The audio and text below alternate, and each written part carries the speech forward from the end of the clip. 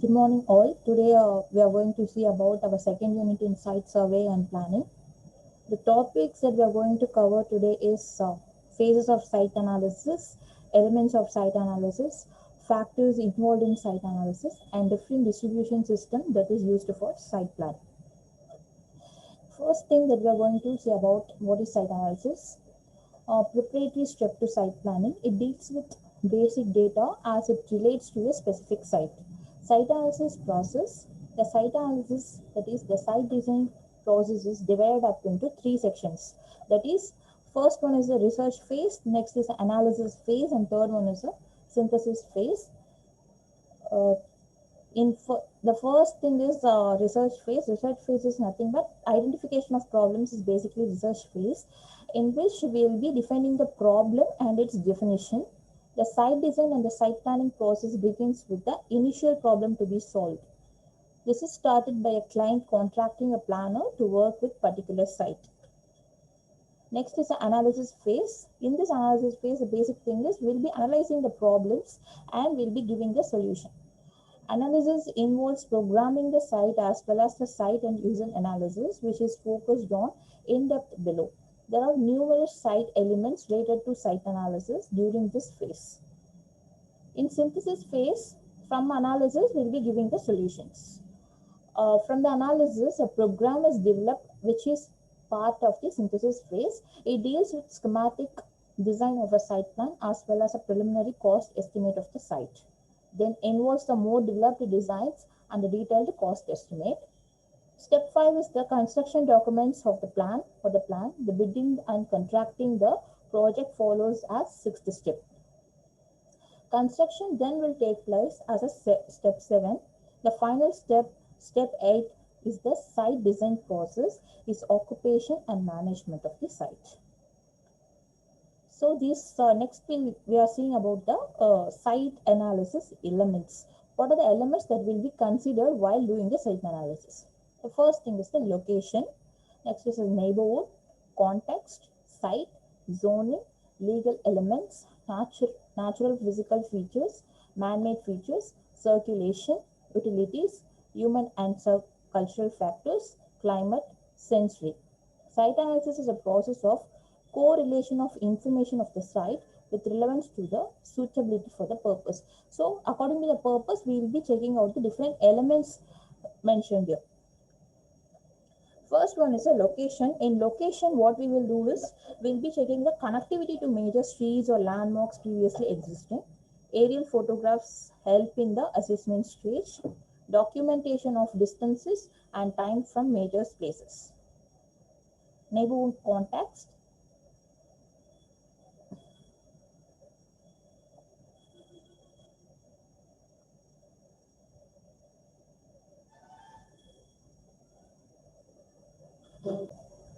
In neighborhood context, zoning of the neighborhood is important and information of this can be found at the municipal planning department of the site. Generally, we have a lot of land users.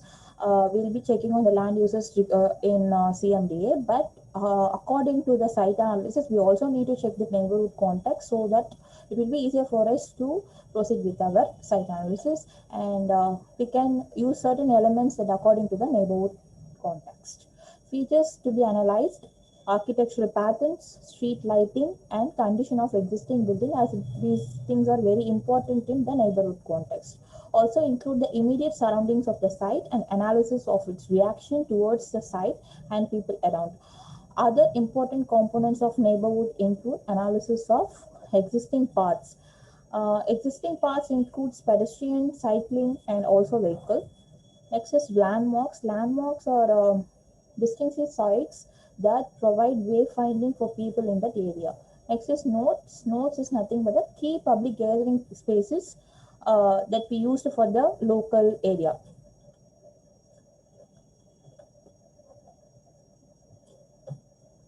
Next is site and zoning. In site and zoning, demarcation of site boundaries, either measuring physically or contracting country tax assessor's office. Zoning classifications, setbacks, height restrictions, allowable site coverage, uses, and parking requirements. The above details are obtained from the zoning map, which can be located from the city planning department. And for Chennai, we'll be checking on the DCRs. The infrastructure, social and political boundaries. Next is legal. Legal information can be obtained from the deed of the property. Deed is held by the owner of the title insurance company. Deed gives information such as the property descriptions, present ownership, governmental justification, the site is located in, and the city or country.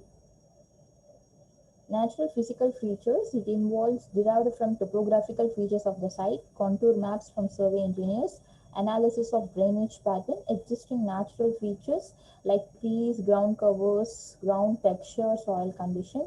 Like topography, we need to check with the surveying department whether the slope, the side of the slope, and the different contours.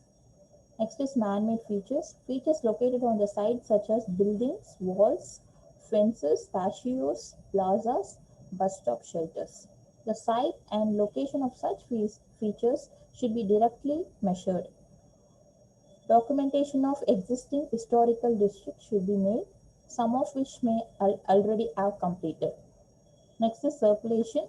Circulation, we all know the uses of streets, roads, alleys, sidewalks, and plazas are important. We need to check with the circulation of each and everything, the street circulation and the sidewalk circulation, the plaza circulation. If there is any park which is which we have next to our site, we need to check the circulation of that also for the common areas. Next is utilities. Utilities is the information for utilities concerning the site can be found through the utility departments and companies in the local area. The company has a print of the drawing of the information needed. Information include the location of all utilities and their location around or on site itself. So we need to analyze the utilities that is existing next to the site and also inside the site. Sensory. Sensory elements of noise, odors, smoke, and pollutant areas are must. Information collected will be done through first-hand experience. Human and cultural. This information can be obtained through sensor statics on the neighborhood. Information regarding these statics is available from the local municipal planning agency. This information includes activities among people on the site and the relationship to the activities. So in sensory, we will be analyzing the different odors, noise, and smoke pollution that is coming inside our site. If some factory building, that is industrial zone, is there next to our residential zone, we need to check with the pollution level, everything, and we need to check with the noise, check with the odors, and also the smoke that is coming. So these information should be the first hand experience. You should not get the second hand experience, like it's a direct experience on the site we have to collect. In cultural, we need to analyze the cultural activities that is happening inside and in the surrounding of the site. Next is climate. The climate is the information that can be obtained through the local weather service. Conditions such as rainfall, snowfall, humidity, and temperature over months must be considered and analyzed. The sun path and vertical sun angles throughout an entire year is important to note. Site evaluation. Next, we are going to the site evaluation. In site evaluation, we will be having on-site conditions and off-site conditions. That is, both on-site and off-site condition of the site must be evaluated, which will lead to site analysis and suitability map of the site. So first is on-site condition. In on-site condition, we will be considering the site quality and quantity and the character and quality of the existing analysis. So existing, there will be analysis. We are going to check the character and quality of the existing analysis and also the quantity of the site and the quality of the site. The off-site condition is nothing but the site extent, site surrounding, and network, off-site land uses and quality. The off-site condition analysis must concern both existing and potential change. So off-site, it also includes the future changes, that is sustainable. Future changes are also included in the off-site condition.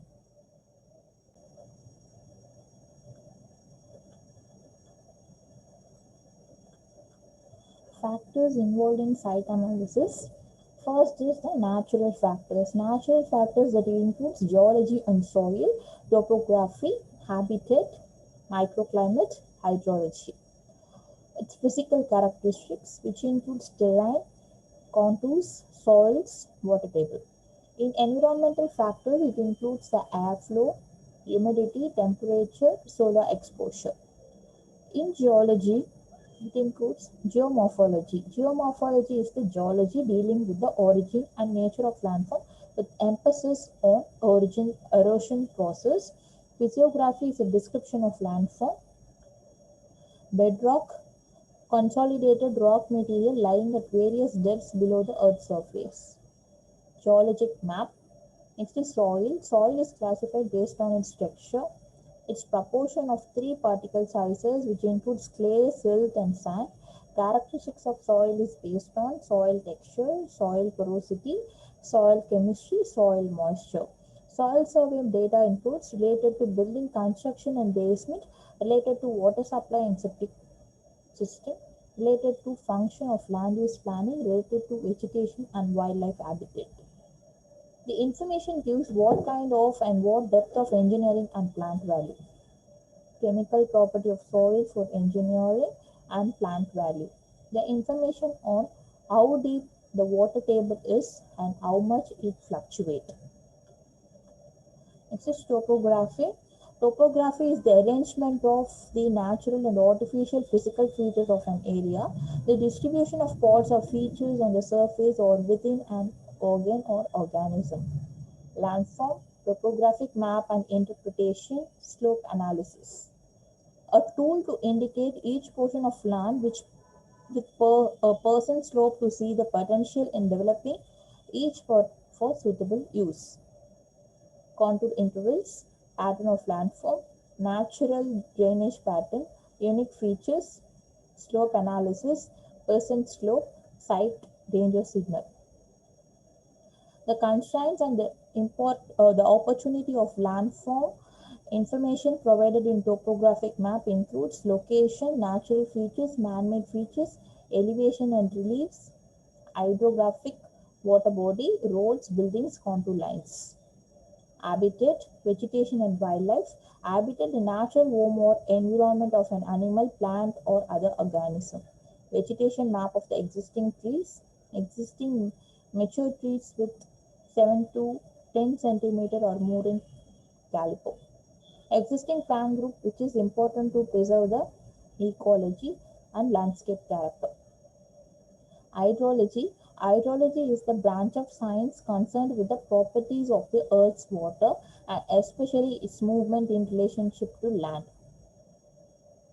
Hydrological cycle, which is there shown in the picture, the water cycle of the precipitation is converted to rain, and from that will be in the accumulation we have a evaporation from the sea, and we have the condensation, and again we have precipitation, and from the runoffs we have the transpiration from the landscapes, that is trees, that we get the condensation, and from condensation we are getting the precipitation, and it's again rain. The surface and subsurface water, the existing drainage patterns, water body, lake, pond, and wetland. The sensitive landscape character, floodplain, information given by Hydrographical Service Department. The hydrology gives information on drainage pattern and major water channel.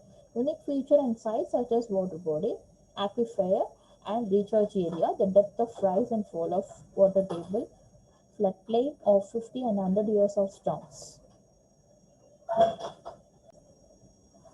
Microclimate, the climate of very small or restricted area, especially when this differs from the climate of the surrounding area.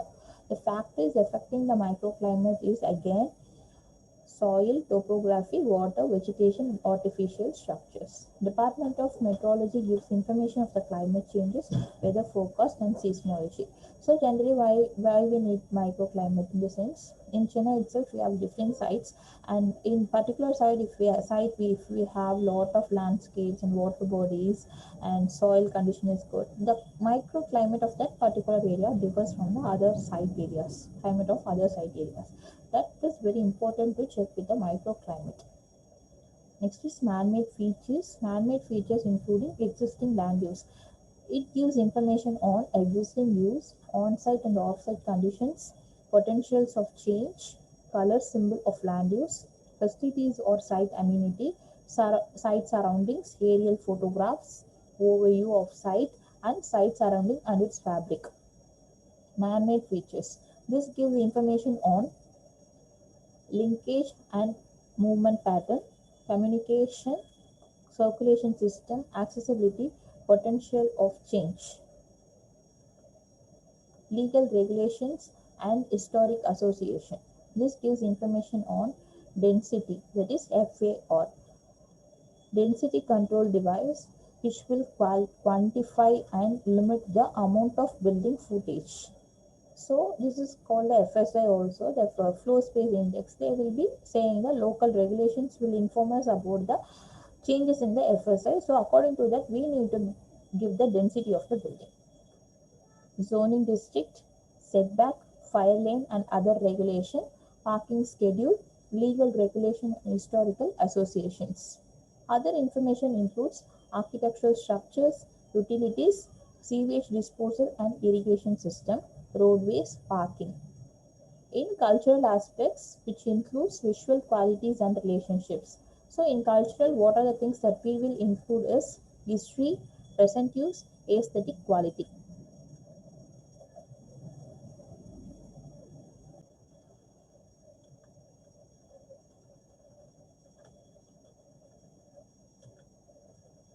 Next, we are going to see about surface drainage.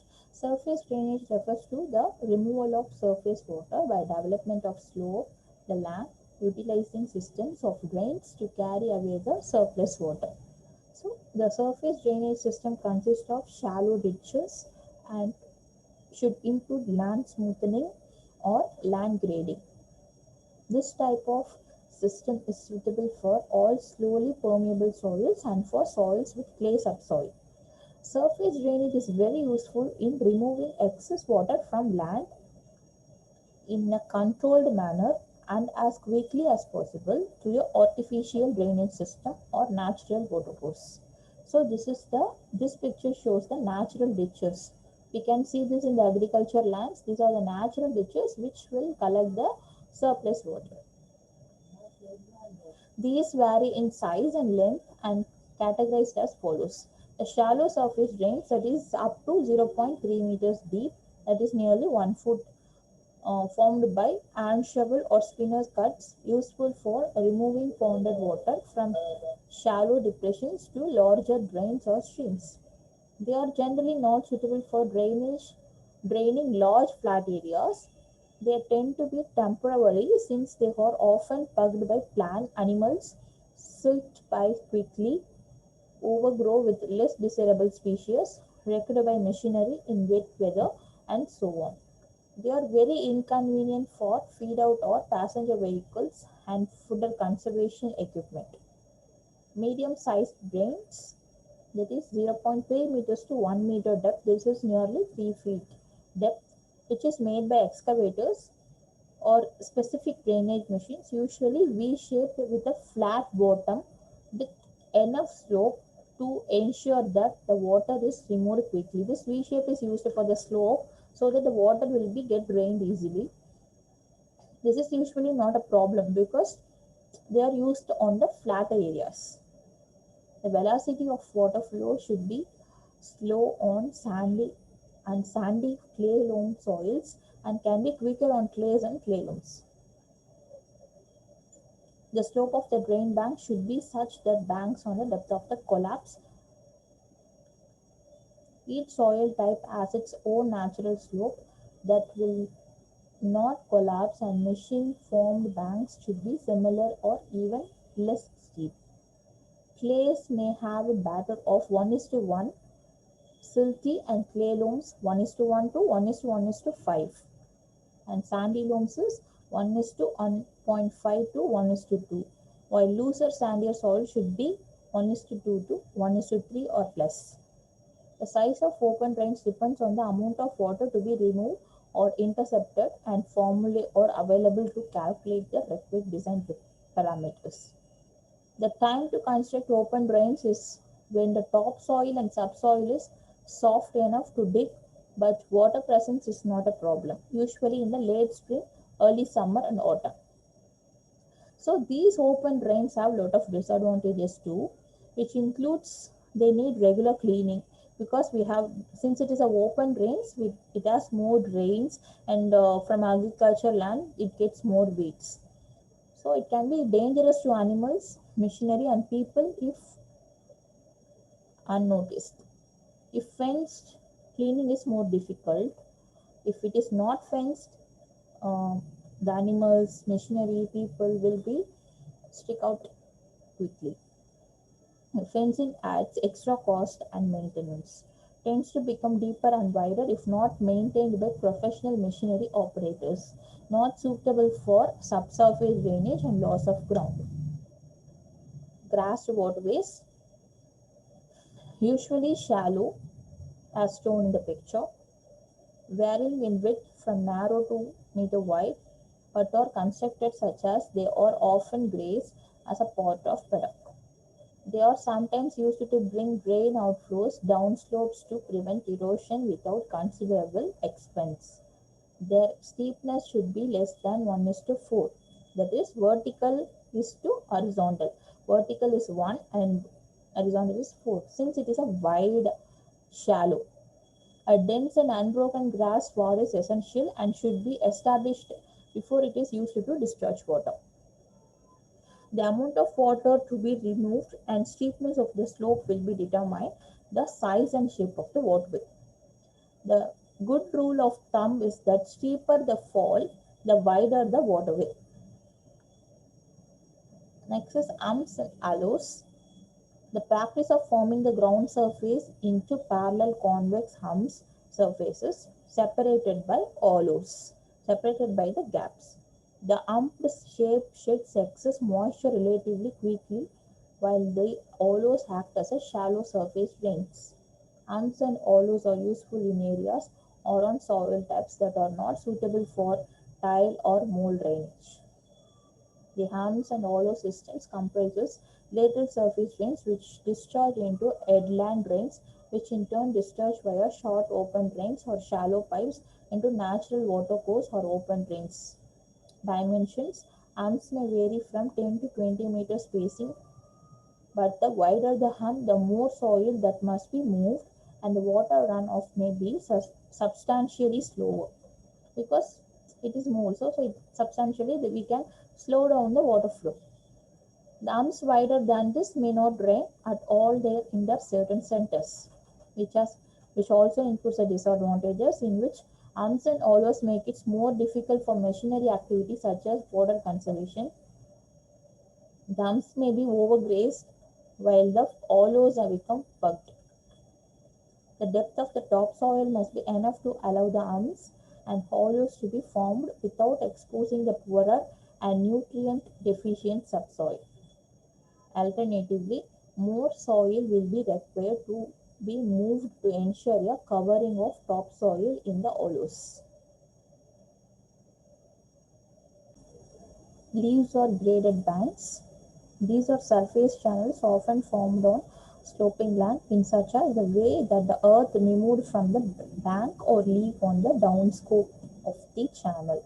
So as shown in the picture, the outfalls of the graded banks may possibly lead to dams for the water collection for irrigation, stock water, etc. Bank spacing will depend on slope gradient, amount of water to be collected, outfall locations, slope, topography, and amount of rainfall. This is during flood. We have the over surplus water. This is flood stage water level. This is after many floods, the natural leaves built up by the many floods. After flood, the natural leaves will be formed. Dimensions: spacing about 30 to 50 meter for slopes, with variance of 5 degree to 12 degree have proven acceptable in most areas. Each bank should service a total area of up to about 3 hectares with length not exceeding about 300 meters. Leaves banks may be used to confine large flows of water to certain areas and are often used to control floodwaters along streams. However, approval for use of leaf banks in the situation is required from the local or regional water authorities. Laser leveling, that is grading. Laser leveling is a relatively new practice used in irrigation farms to even out and speed up the water flow of flood irrigation base. Although not common, laser leveling could be used on the flats areas in the high rainfall zones to ensure water moves off quickly and does not remain in depressions. The importance of surface drainage, it includes softening of the road surface when it is constructed of soil or sand clay or gravel or water-bound, washing out unprotected areas of the top surface, erosion of side slopes forming gullies, erosion of side drain. Generally, softening of the ground giving rise to landslides or slips, softening of the subgrade soil and decreasing its bearing power, and also it will be used for the easy flow of water. Components of surface drainage, it includes shoulder slope, roadside drain or shoulder drain, toe drain, bench and berm drain, interceptor drain, outfall drain, median drain, curb drain.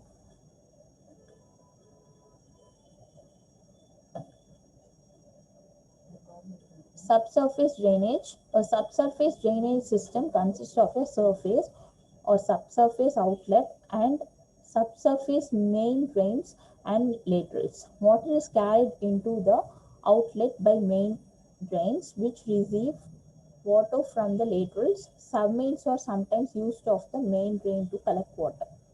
Types of subsurface drainage system, which is there are four main types of subsurface drainage system. These are corrugated and PVC slotted surface pipes, mold drainage including mold drains over collector pipe system, gravel mold drains, inceptor drains, groundwater pumps.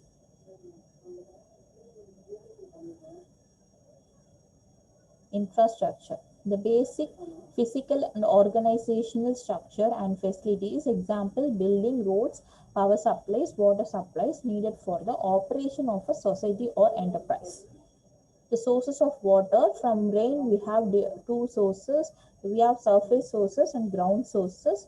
Surface sources is lakes, impounding reservoirs, rivers, streams, irrigation canals that is collected from the surface. Next is a ground sources, springs, wells, infiltration wells, which has collected all the rain groundwater source, so it will increase the water table level and the groundwater level. Next is precipitation. The evaporated water from the surface of the main streams, rivers, sea, ponds, wet surfaces, trees and plants, etc. again return to the earth surface by condensation in the form of rain, hails, dews, sleet, etc. is known as precipitation. Major part of the precipitation occurs in the form of rain, and other forms of quantities are very small. The sources of water. The sources of water as surface sources, subsurface sources. So in surface sources, we are getting from river, streams, lakes, ponds, impounded reservoirs. So this is subsurface sources. In subsurface sources, we get from springs, wells, infiltration galleries. In wells, we have dug wells, tube wells, infiltration wells. In tube wells, we have shallow wells, deep wells. Water of precipitation further goes off in the following ways. The runoff. After precipitation, a portion of its water flows over the ground in the form of rivers and streams, and some water flows towards lakes and ponds and collected here. Infiltration. A portion of precipitation percolates in the ground and it is stored in the form of subsoil or groundwater. Evaporation. Some portion of the precipitation is also evaporated from the lakes, rivers, reservoirs, and wet surfaces in the form of vapor due to sun's heat is known as evaporation. Evapotranspiration is the roots of the trees sucks water from the ground and some portion of it evaporates in the atmosphere through leaves in the form of transpiration.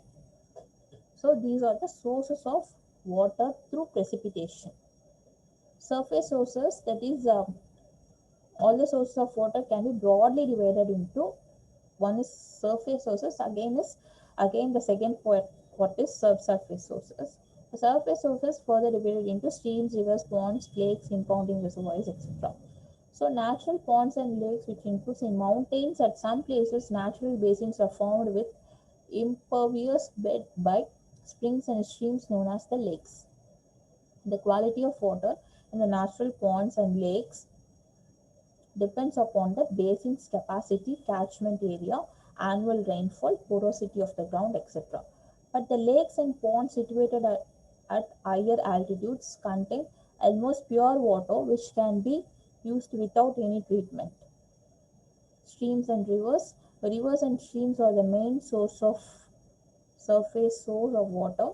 Some rivers are snow-fed and perennial and have water throughout the year, and therefore they do not require any arrangements to hold the water. But some rivers dry up wholly or partially in the sun. Impounding reservoirs. In some rivers, the flow becomes very small and cannot meet the requirements of hot weather. In such cases, the water can be stored by constructing a bund or weir or dam across the river at such places where minimum area of land is submerged in the water and maximum quality of water can be stored. In subsurface sources, we have infiltration galleries, infiltration wells, springs, etc. The infiltration gallery, that's shown in the sketch, the horizontal tunnel which is constructed throughout the water. This horizontal tunnel will be constructed throughout the water-bearing strata for tapping underground water near rivers, lakes, or streams called as infiltration galleries. This is the infiltration wells. This is a gallery. This is a well. The well type will be constructed in order to obtain large quantity of water. The infiltration wells are sunk in the series of blanks or rivers. The wells are closed at the top and open at the bottom. They are constructed by brick masonry. Spring. Sometimes groundwater reappears at ground surface in the form of springs. Springs generally supply small quantity of water and unsuitable for hill towns. So some springs discharge hot water due to presence of sulfur. Gravity springs, in the type of springs, first one is a gravity springs. Gravity springs is the when the surface of the earth drops sharply, the water bearing stratum is exposed to atmosphere and gravity springs are formed. This is gravity springs. This will be stored under the mountains. The surface springs, this is formed when the impervious stratum which is supporting the groundwater reservoir becomes outcrops. This sketch explains the surface springs. The third method, when the groundwater rises through a fissure in the upper impervious stratum, when the water bearing stratum has too much hydraulic gradient and is closed between two impervious stratum, the formation of this spring is at the deep stream. Wells. A well is a defined and artificial hole or pit made in the ground for the purpose of tapping water.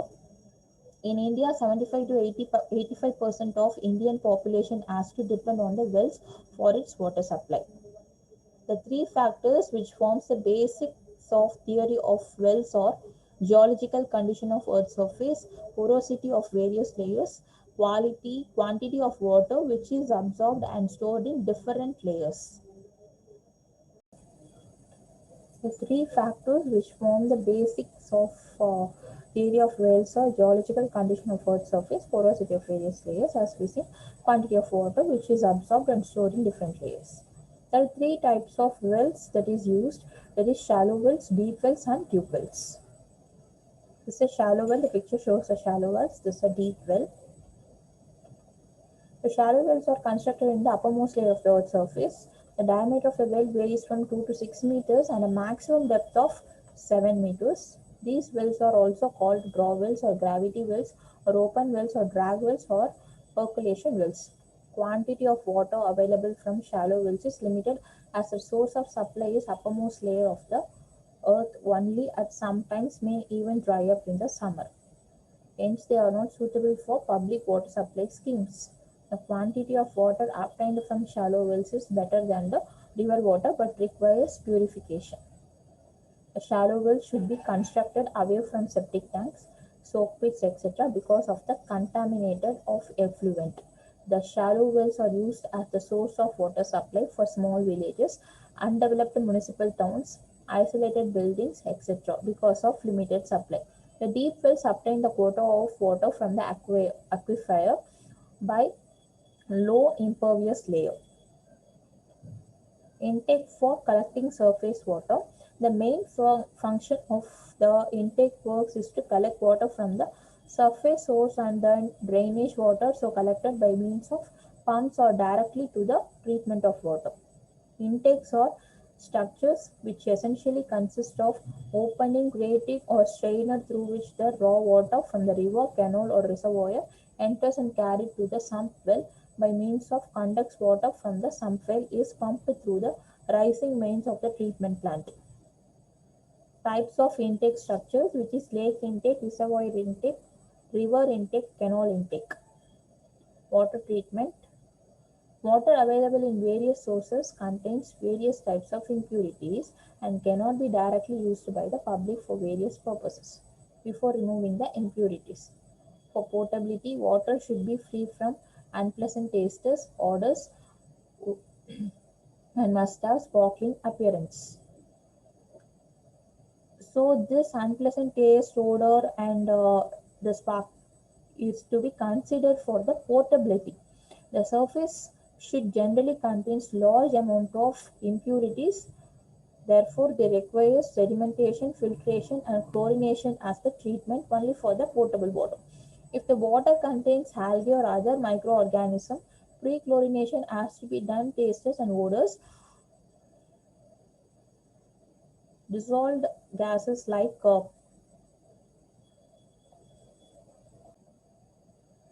CO2, H2S are removed by aeration. During the flood season, the turbidity of the surface water may be high and flocculation may become necessary to remove turbidity. Groundwater, which are usually clear, may require only disinfection and chemical treatment for the removal of pathogens, ion removal, softening, etc. Sometimes groundwater contains dissolved gases like hydrogen sulfide and carbon dioxide, which gives very bad odor and requires it removal by aeration. Name of the unit, purpose. Intake work including pumping plant, that is draw water from the source of treatment. Plain sedimentation is to remove suspended impurities such as silt, clay, sand, etc. Sedimentation with coagulation to remove the suspended matter. Filtration is to remove microorganisms and colloidal matter. Water softening plant to remove oddness of water. Miscellaneous treatment plants to remove dissolved gases, tastes and odors. Disinfection to remove the pathogenic bacteria, and clear water reservoir to store the treated water. Pumps for pumping the water in service reservoirs is for if town or city is situated at higher elevation, then pumping is required. Elevated or underground service reservoir for distribution of treated water.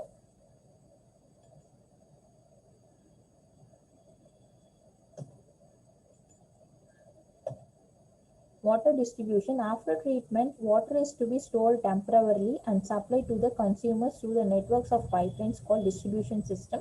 This distribution system also includes pumps, reservoirs, pipe fittings, instruments for measurements of pressures, flow leak detectors, etc. The layout of distribution system, which is dead end or tree system, gridiron system, circular or ring system, radial system. This is our last topic in this chapter. The dead end or tree system. This system is suitable for irregular development town or cities. In this system, water flows in one direction only into submains and branches. The diameter of the pipe decreases at every branch. The advantages is discharge and pressure at any point in the distribution system is calculated easily. The walls required in this system of layout are comparatively less in number. The diameter of the pipes used are smaller, and hence the system is cheap and economical. The laying of water pipes is used as simple. The disadvantages includes the stagnant of water at dead ends of pipes causing contamination. During repairs of pipes or walls at any point, the entire downstream or end and deprived of supply. The water available for firefighting will be limited in the quantity. Next is a gridiron system. It's a normal system, that is normal gridiron system, which is used in the grid forms. From the mains, water enters to the branches of all junctions in either directions into submains of equal diameters. At any point in the line, the pressure is balanced from two directions because of interconnected network of pipes. The advantages includes, in the case of repairs, a very small portion of distribution area will be affected. Every point receives supplies from two directions and with higher pressure. Additional water from every point receives supply from two different directions and with higher pressure. Additional water from the other branches are available for the fighting. There is free circulation of water, and hence it is not liable for pollution due to stagnation. The disadvantages includes more lengths of pipes and number of walls are needed, and hence there is increased cost of construction. Calculation of sizes of pipes and working out pressures at various points in the distribution system is the complicated and difficult. Next comes circular or ring system, which is a supply of inner pipe is from the mains around the boundary. It has the same advantages as gridiron system. Small diameter pipes are needed. The advantage and disadvantages are same as that of gridiron system. Next is radial system. This is a zoned system. Water is pumped to the distribution reservoirs, and from the reservoirs it flows by gravity to the tree system of pipes. The pressure calculations are easy in this system. Layout of roads need to be radial to eliminate loss of heads in the bends. This is the most economical system also if combined pipe pumping and gravity flow is adopted. Next is a system of distribution. For efficient distribution, it is required that the water should reach to every consumer with required rate of flow. Therefore, some pressure in the pipeline is necessary, which should force the water to reach at every place. Depending upon the methods of distribution, the distribution system is classified as follows: gravity system, pumping system, dual system, or combined gravity and pumping system. Gravity system: when some ground sufficiently high above the city area is available, this can be utilized for distribution system in maintaining pressures in the water mains. This method is also much suitable when the source of supply such as lake, river or impounding reservoir is at sufficiently higher than city. Water flows in the mains due to gravitational forces as no pumping is required. Therefore, it is the most reliable system for distribution of water. As shown in the picture, this can be used in the contour areas. Next is a pumping system. Constant pressure can be maintained in the system by direct pumping into mains. So we need pumping over here. Different pumping room is needed for the flow of water. Rate of flow cannot be varied easily according to the demand unless number of pumps are operated in addition to standby ones. Supply can be affected during power of failure and breakdown of pumps. Hence, diesel pumps also in addition to electrical pumps as standby to be maintained. During fires, the water can be pumped in required quantity by the standby units. As shown in the picture, this is a pump house and the flow of water. This is the intake pumps and this is a static head. For the houses, the water flows from the pump houses. Next is a combined pumping and gravity system. This is also known as dual system. The pump is connected to the mains as well as the elevated reservoirs. So pumping is used where it is needed and gravity system is used where it is needed. In the beginning, when the demand is small, the water is stored in the elevated reservoir. But when the demand increases the rate of pumping, the flow in the distribution system comes from the both pumping station as well as elevated reservoir. As in this system, water comes from the two sources, one from reservoir, second from pumping station. This is called dual system. This system is more reliable and economical because it requires uniform rate of pumping but meets low as well as maximum demand. The water stored in the elevated reservoir meets the requirement of demand during breakdown of pumps and for firefighting. As shown in the picture, the reservoir stores the water, the slope reservoir stores the water, and also we have the pump room. In case of breakage of electricity, from reservoir we can use the water, and in the form of slope, higher slopes, we can use the pumping system. That's all about the distribution system of water. Here we come to the end of this chapter. We'll be seeing the next chapter. Thank you.